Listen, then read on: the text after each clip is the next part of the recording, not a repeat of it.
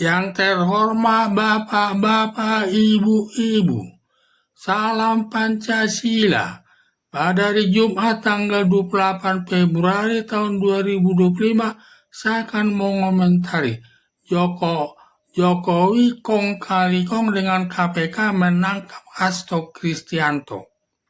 Setelah gugatan Hasto Kristianto ke Pengadilan Negeri ditolak terkait penetapan sebagai tersangka atas tuduhan menghalangi Komisi Pemberantasan Korupsi untuk menangkap Hasan Masiku dengan cara agar Hasan Masiku memasukkan HP-nya ke dalam air agar tidak dapat dipantau KPK keberadaannya. Atas penolakan gugatan pra-peradilan Hasto Kristianto, lalu memanggil Hasto Kristianto untuk diperiksa, dan setelah diperiksa Komisi Pemberantasan Korupsi, setelah menemukan minimal 2 alat buktinya, setelah selesai memeriksa Hasto Kristianto langsung disuruh pulang atau tidak dilakukan penahanan.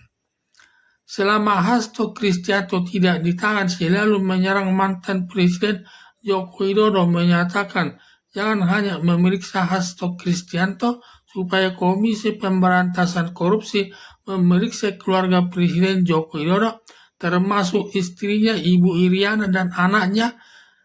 Demikian juga Hasto Kristianto menuding mantan Presiden Joko Widodo mengusulkan kepada DPR untuk merevisi Undang-Undang Nomor 31 Tahun 1999 tentang pemberantasan tindak pidana korupsi yang lama dengan undang-undang yang baru Nomor 19 Tahun 2019 tentang pemberantasan tindak pidana korupsi untuk memperlemah Komisi Pemberantasan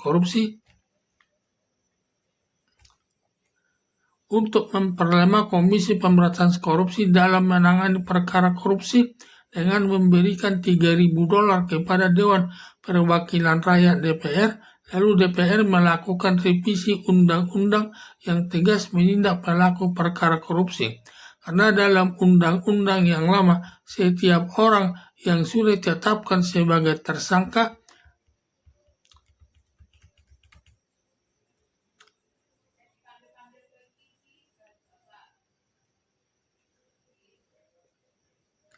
setiap perkara korupsi yang sudah ditetapkan sebagai tersangka tidak boleh dihentikan penyidikannya, yang berlanjut diselesaikan sampai ke pengadilan sampai mendapat putusan hakim hingga mempunyai kekuatan hukum yang pasti.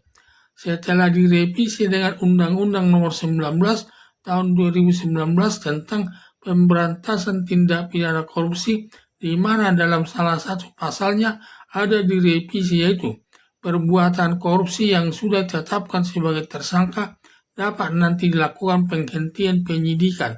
Akibatnya memperlemah Komisi Pemberantasan Korupsi dalam menindak perkara korupsi, sehingga penanganan perkara korupsi sangat menurun, sehingga perbuatan korupsi telah meningkat di tengah-tengah masyarakat. Atas tudingan tersebut membuat nama baiknya mantan Presiden Joko Widodo rusak di mata masyarakat. Juga dalam Undang-Undang Nomor 31 Tahun 1999 tentang pemberantasan tindak pidana korupsi, di mana tanggung jawab Komisi Pemberantasan Korupsi kepada negara, bukan kepada mantan Presiden Joko Widodo, sehingga mantan Presiden Joko Widodo tidak boleh mencampuri penyelesaian perkara korupsi. Seperti mantan Presiden Joko Widodo minta kepada ketua Komisi Pemberantasan Korupsi agar Agus Raharjo terkait kasus EKTP Setia Novanto, mantan Ketua DPR, tidak dijadikan tersangka. Lalu ditolak Agus Raharjo permintaan mantan Presiden Joko Widodo karena perkara Setia Novanto sudah ditetapkan sebagai tersangka, karena saat itu masih berlaku Undang-Undang Nomor 31 Tahun 1999 tentang pemberantasan tindak pidana korupsi yang melarang menghentikan penyidikan Setia Novanto harus berlanjut sampai ke pengadilan untuk mendapat putusan hakim sesuai perbuatannya. Kemudian perkara Setia Novanto berlanjut sampai ke pengadilan hingga hakim menjatuhkan hukuman berat kepada Setia Novanto sampai sekarang masih menjalani hukumannya di lembaga pemasyarakatan sesuai putusan hakim. Setelah undang-undang yang lama direvisi dengan Undang-Undang Nomor 19 tahun 2019 tentang pemberantasan tindak pidana korupsi, di mana pimpinan Komisi Pemberantasan Korupsi bertanggung jawab kepada mantan Presiden Joko Widodo, sehingga dalam menyelesaikan perkara korupsi dapat diintervensi Presiden Joko Widodo di mana perkara seseorang yang sudah ditetapkan sebagai tersangka dapat dilakukan penghentian penyidikannya. Dengan kata lain, perkara yang tidak diproses sesuai hukum yang berlaku atau dihentikan, dengan demikian sudah diperlemah dalam menyelesaikan perkara korupsi. Dengan alasan tersebut, mantan Presiden Joko Widodo kong kali kong dengan Komisi Pemberantasan Korupsi melakukan penangkapan Hasto Kristianto serta menahannya di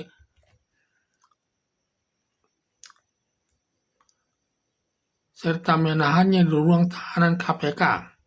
Ketika Hasto Kristianto kedua tangannya diborgol petugas KPK agar tidak melarikan diri sambil memperlihatkan kepada masyarakat umum bahwa Hasto Kristianto tidak ada penyesalan atas perbuatannya dan terus berjuang melawan calon Presiden Joko Widodo. Apapun tudingan Hasto Kristianto akan membongkar kejahatan mantan Presiden Joko Widodo dan pejabat lain tidak akan dianggap Komisi Pemberantasan Korupsi. Karena Ketua Komisi Pemberantasan Korupsi sudah berhutang budi kepada mantan Presiden Joko Widodo sebab 2 bulan lagi sebelum purna tugas sebagai Presiden, mantan Presiden Joko Widodo lalu mengusulkan 10 orang pansel ke Dewan Perwakilan Rakyat untuk dipilih 5 orang sebagai ketua, wakil ketua, 3 orang anggota sebagai komisioner Komisi Pemberantasan Korupsi. Lalu dilantik Presiden Prabowo Subianto. Selama Setio Budianto sebagai Ketua Komisi Pemberantasan Korupsi bersama Wakil Ketua dan 3 anggota Komisioner Komisi Pemberantasan Korupsi selama itu tetap berkuasa di KPK, tidak akan menindak mantan Presiden Joko Widodo karena selain tudingan yang melemahkan Komisi Pemberantasan Korupsi dan memberikan uang pelicin kepada DPR sebanyak $3.000 tidak ditindak. Demikian juga laporan Ubaidillah Badrun, dosen Universitas Negeri Jakarta, kepada Komisi Pemberantasan Korupsi berupa ekspor biji nikel ke Cina yang sifatnya ilegal yang dilakukan mantan Presiden Joko Widodo dengan menantunya Bobi Nasution selaku wali kota Medan Sumatera Utara, dan Erlangga Hartarto, mantan Ketua Partai Golkar, saat itu merangkap jabatan Menteri Koordinator Perekonomian.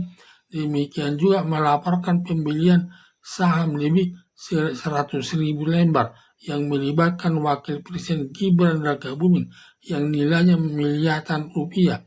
Demikian juga melaporkan Kaisang Pangarep menggunakan pesawat private jet dengan istrinya ke Jakarta dengan uang sewanya sebesar 8 miliar rupiah yang merupakan perbuatan gratifikasi masuk perbuatan korupsi. Tetapi satu pun laporan Ubaidillah Badrun tidak ada yang ditindak Komisi Pemberantasan Korupsi.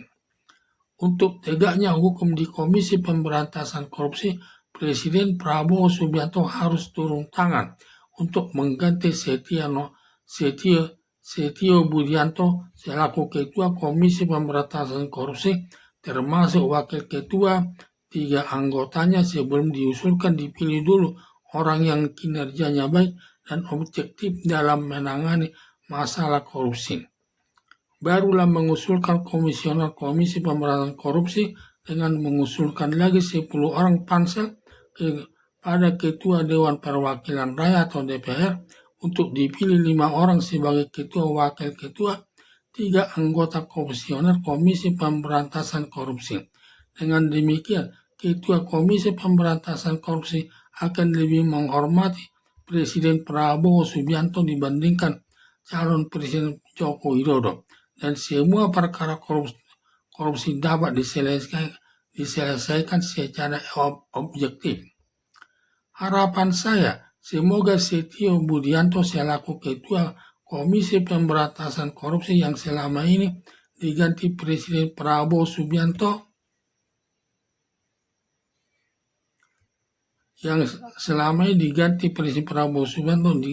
dengan Ketua Komisi Pemberantasan Korupsi yang baru demi tegaknya penanganan perkara korupsi secara adil dan objektif sesuai aturan hukum yang berlaku. Sekian dan terima kasih.